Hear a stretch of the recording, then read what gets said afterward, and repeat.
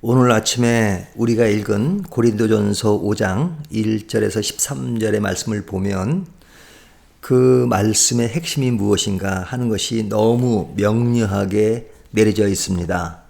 오늘 본문 13절을 보게 되면요, 이렇게 말씀하고 있죠. 밖에 있는 사람들은 하나님이 심판하려니와 이 악한 사람은 너희 중에서 내쫓으라 이러죠.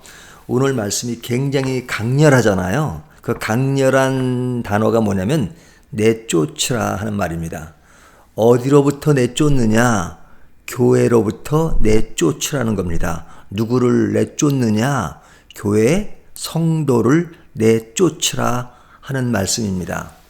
우리가 이런 말씀은 좀 오늘날 분위기와는 너무너무 다르죠. 우리는 교인들을 사랑하고 교인들과 함께하고 또 용서하고 배려하고 그런 것이 우리들이 가지고 있는 생각이잖아요. 네, 그렇습니다. 그것은 당연히 그래야 합니다.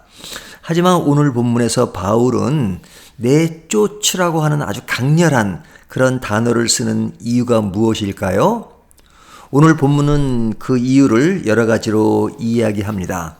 첫 번째는요, 내쫓김을 받는 사람이 어떤 사람인가가 너무 분명하기 때문에 그렇습니다. 13절을 보면 그는 어떤 사람으로 표현하고 있죠? 악한 사람은 그러죠. 악한 사람이기 때문에 그렇습니다. 물론 인간은 모두가 악한 속성을 가지고 있습니다. 하지만 이 사람이 악하다는 것이 무엇이냐? 그 이유를 얘기하는데 1절을 보면요, 이렇게 말씀하고 있어요. 너희 중에 심지어 음행이 있다함을 들었으니 그런 음행은 이방인 중에서도 없는 것이라. 누가 그 아버지의 아내를 취하였다 하는도다 그러죠. 그 사람은 음행을 행했는데 그 음행의 대상자가 자기 어머니인 거예요. 그러니까 아마 친어머니는 아니었을 겁니다. 계모인 것 같은데요. 이 사람은 계모지만 그래도 어머니잖아요. 그 어머니를 취하는 사건이야말로 너무너무 끔찍한 사건이죠. 그런데 이런 잘못도 문제지만 그 사람의 행위를 보면요, 2절 이렇게 표현합니다. 그리하고도 너희가 오히려 교만하여져서 어짜여 통탄히 여기지 아니하고 그 일 행한 자를 너희 중에서 내어 쫓지 아니하였도다. 자, 이 사람을 보면 교인들이 이 사람을 보고 통탄히 여기지도 않았다라는 말을 하잖아요. 그런 가운데 그 사람의 행동을 보면 그냥 그것을 잘못했다고 뉘우치지 않는 그런 모습을 보인단 말이죠. 그 사람이 잘못했다 그러면 교인들이 뭐 그렇게 고민할 필요가 없는 거죠. 하지만 이와 같이 교만한 모습을 보이고 있음에도 불구하고 교인들은 그를 내버려 두는 것, 이것을 사도 바울은 굉장히 안타깝게 생각하는 겁니다. 이 말 속에 포함된 간접적 의미는 이 사람은 죄를 짓고도 뉘우치지 않고 죄의식이 없이 교만한 그런 모습을 보이고 있는 것이죠. 그로 인해서 어떤 결과를 초래하고 있냐면 교회 안에 좋지 못한 모습을 드러낸 것이죠. 그러니까 그 일로 인하여 순수해야 할 교회가 더럽혀지고 어두워지고 그리고 험난해지는 그러한 분위기를 조성했단 말이죠. 그러니까 이 사람을 사도 바울은 악한 사람이다. 그러니까 보편적으로 악하다는 말과는 차원이 다른 것이죠. 어머니를 취하고 또 그것을 회개하지 아니하고 그리고 분위기를 어렵게 만드는 것, 그의 행위란 말이죠. 자, 그렇다면 이 사람을 어떻게 해야 되느냐? 5절을 보면요, 이런 자를 사탄에게 내주었으니 이는 육신은 멸하고 영은 주 예수의 날에 구원을 받게 하려 함이라. 여기 사탄에게 내준다는 말은 뭐 진짜 사탄에게 주는 거 좋다는 얘기가 아니라 그를 내쫓는 것을 말합니다. 교회에서 내쫓는 것. 그것이 사탄에게 내어주는 것 같지만 그러나 육신은 멸하고 영은 주 예수의 날에 구원을 받게 하려 함이라. 그러니까 그를 살리는 방법 중에 하나가 그를 내쫓는 것이죠.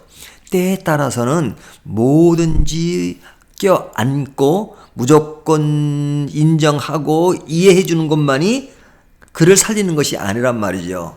우리가 자녀를 양육할 때 무조건 칭찬은 아니잖아요. 그가 진짜 잘못하고 그것이 아주 극한 상황까지 이르는 잘못이라면 그것은 때려서라도 그것을 고쳐야 되는 것이 당연한 것처럼 그를 살리는 방법은 그를 내쫓는 것이다. 그래서 육신으로는 내쫓으니까 교회 밖으로 가니까 사탄에게 내어준 것 같지만 그것이 영으로는 구원받는 것이 되는 것이다. 그런 기회가 되는 것이다. 그렇게 해야 되지 않겠느냐 하는 말입니다. 자, 이것은 그를 살리는 방법이에요. 그런가 하면 6절부터 8절까지 이야기는 교회를 지키는 방법이기도 합니다. 교회는 순수해야 합니다. 세상이 아무리 악하다고 해도 교회는 순수함을 지키는데 이런 모든 것들이 용납이 되면 순수함을 지킬 수가 없잖아요. 그러니까 교회에서 그런 것을 늘 방치하고 그대로 내버려 두는 것은 잘못된 것이다 라고 바울은 이야기하는 겁니다. 자, 그렇다면 우리가 생활 속에서도 누구든지 이러한 모습을 드러낸 사람이 있다고 하면 다 이 사람들과 단절하고 내쫓아야만 하는가? 사도 바울은 그렇게 이야기하지 않습니다. 세상과 교회의 차이점을 이야기합니다. 10절 말씀을 보면요. 뭐라고 말씀하고 있냐면 이 말은 이 세상에 음행하는 자들이나 탐하는 자들이나 속여 빼앗는 자들이나 우상 숭배하는 자들을 도무지 사귀지 말라 하는 것이 아니니 만일 그리하려면 너희가 세상 밖으로 나가야 할 것이라. 자, 세상에 있는 이런 수많은 이런 일들이 많을 텐데 그런 일들에 대해서 우리가 다 내쫓고 그러면 우리가 이 세상 속에 살 수 없는 거죠. 왜? 이 세상에 원래 그런 것이 만연하니까. 그러니까 세상은 그렇다 하더라도 교회는 순수함을 지켜야 되는 것이니까 교회와 세상은 차별을 둘 수밖에 없다는 겁니다. 우리가 세상의 정의를 외치지만 세상이 변할까요? 그렇지 않습니다. 세상 변하지 않습니다. 세상이 가지는 그릇된 속성은 더욱더 발전할 수밖에 없습니다. 하지만 세상에서는 우리가 그 한계를 정할 수밖에 없지만 교회라고 하는 것은 그 순수함을 지킬 수 있는 영역이 될 수 있습니다. 또 그래야만 합니다. 그 교회를 파괴하고 교회를 어렵게 하는 것, 그래서 교회를 순수하지 못하게 하는 것이라면 내쫓임으로 그 일들을 진행하는 것이 교회를 지키는 일이고 또 그 사람을 살리는 일이라고 말씀하고 있는 겁니다. 순수함을 지키는 데는 많은 고통이 따릅니다. 그 고통은 너무너무 힘든 것이지만 그럼에도 불구하고 이런 고통을 통해서 순수함을 지키는 것이 우리가 지닐 자세인 것을 보여주고 있습니다. 특별히 교회가 세상과 달라야 하는데 세상보다 더 탈선된 모습을 보인다면 그것처럼 안타까운 일이 어디에 있겠습니까? 오늘 말씀에서 교회뿐 아니라 내 자신의 순수함을 지키는 것이 무엇인가 하는 것을 생각하시면서 교회도 순수함, 또 나도 순수함, 그래서 순수함을 방해하는 요소가 있을 때는 과감히 내쫓고 제거할 수 있는 자세를 갖는 것이 얼마나 중요한가 하는 것을 다시 한번 생각하는 기회가 되기를 바라겠습니다.